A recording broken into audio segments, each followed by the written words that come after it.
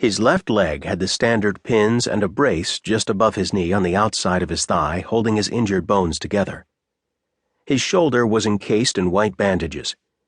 Muscles ran down his back, and her eyes followed the path to his tight butt, then traveled down his legs as she noticed the very light covering of dark hair on his arms and his legs.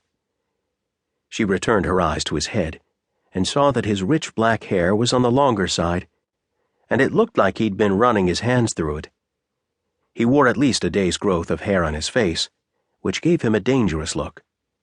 When she'd rushed in, he looked up at her with large, chocolate eyes. Now he was giving her an even more dangerous look.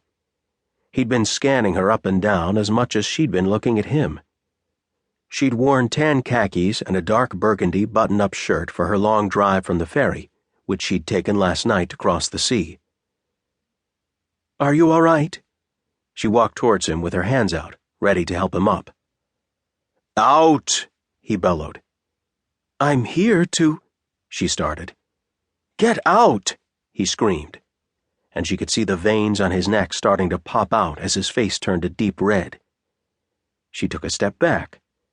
"I'm here to help you." When he just looked at her with his eyebrows scrunched, she tried again. "You'll need some help off the floor." She crossed her arms over her chest.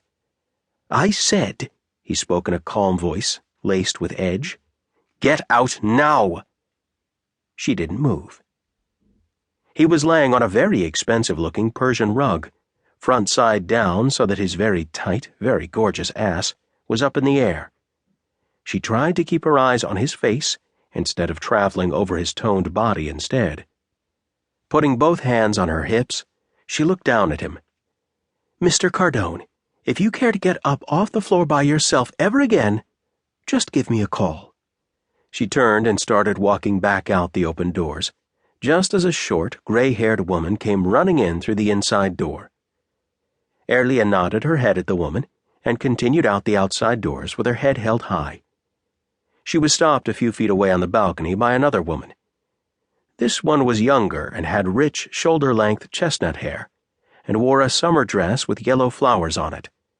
She had a warm smile on her face, and her eyes twinkled with kindness.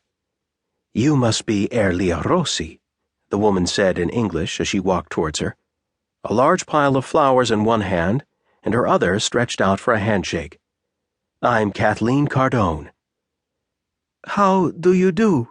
she said in English. "I'm sorry," she motioned behind her. "I didn't mean to, run in.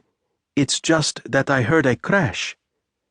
Airlea struggled with finding the right English words.